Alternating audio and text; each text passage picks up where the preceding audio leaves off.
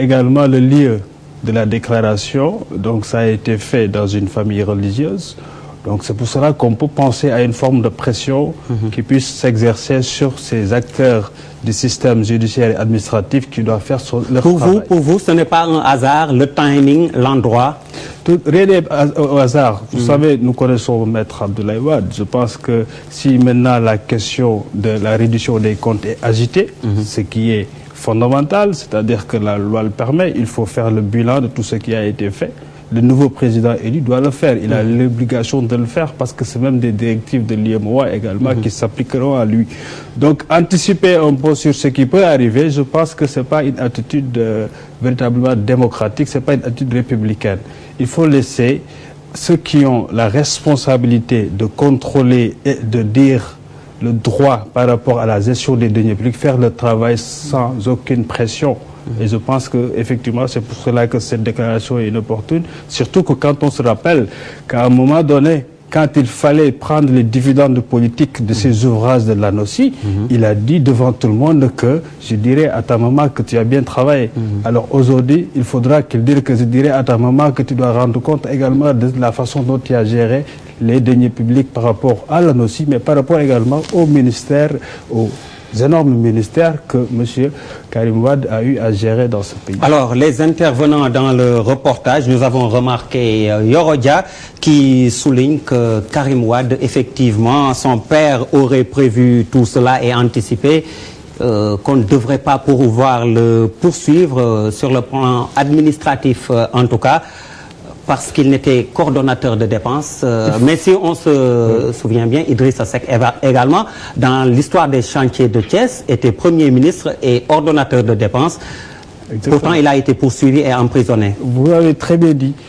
Idrissa Seck a été Premier ministre, beaucoup plus loin d'ailleurs que l'exécution véritablement de certaines tâches que ministre, par exemple. Et donc, à ce niveau, il faudrait que peut-être nos politologues ou spécialistes en sciences politiques devraient revoir leur cadre d'analyse et intégrer les nouvelles dynamiques citoyennes qui encadrent l'action politique dans ce pays-là. Il ne s'agit plus de voir comment se comportent véritablement les appareils politiques ou bien les hommes politiques, mais la citoyenneté nouvelle, active, qui s'exprime dans ce pays exige une nouvelle façon de gérer, de gouverner nos pays. Donc cela veut dire quoi? Que la réduction des comptes devient un principe de gouvernance essentiel. Et le contrôle citoyen est toujours là pour demander à ceux-là qui ont eu cette responsabilité, la charge en tout cas de gérer les deniers publics, de toujours rendre compte.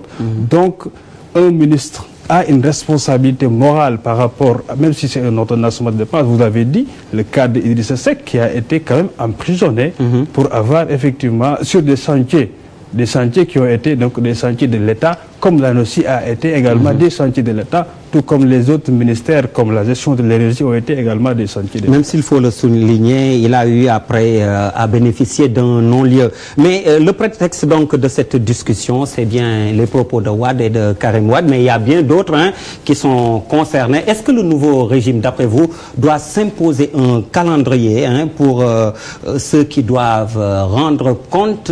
Certains même, dans le nouveau pouvoir, ont dit qu'ils doivent rendre gorge.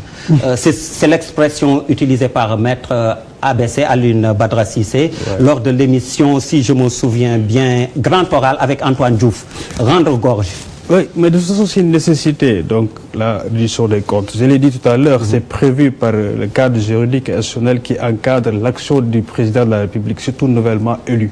Il a cette obligation de faire le bilan financier, de faire des audits et que ces rapports puissent être suivis.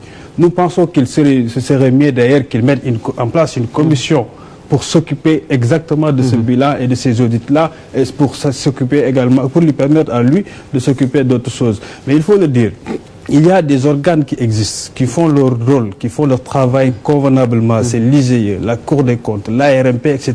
Ils ont déjà fait des rapports d'audit sur des gestions qui attendent d'être tout simplement suivis. La CENTIF en a fait également. Près de 80 dossiers ont été comment dirais-je, mis sur la table. Il n'y a que 9 qui ont été traités. Donc il y a du boulot, énormément de travail à faire par le nouveau gouvernement qui va être mis en place par le président nouvellement élu Macky Sall. Et il faut rappeler que la véritable demande citoyenne aujourd'hui par rapport à ce nouveau président élu, c'est exactement à ce niveau, au niveau de la gouvernance, de la gestion des deniers publics, de la transparence.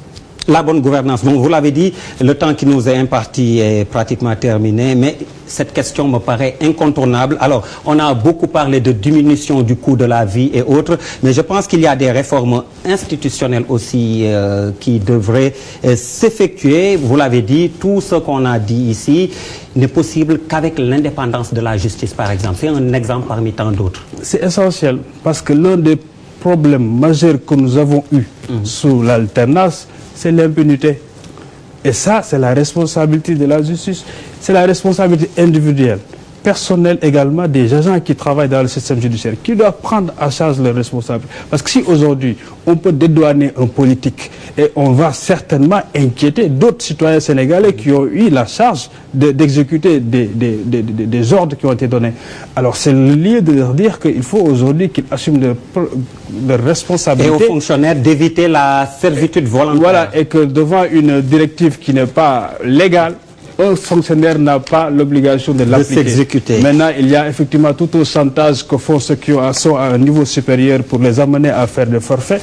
Mais c'est aujourd'hui le temps, en tout cas, d'assumer les responsabilités individuelles. Merci Elimane Kane. Vous êtes du Forum Civil. Merci à vous également de nous avoir reçus chez vous. Un coucou aux lâcheurs qui m'ont laissé bien seul ce soir, mais vous allez les retrouver très bientôt, Inch'Allah. Merci, bonsoir. Merci Abdoulaye.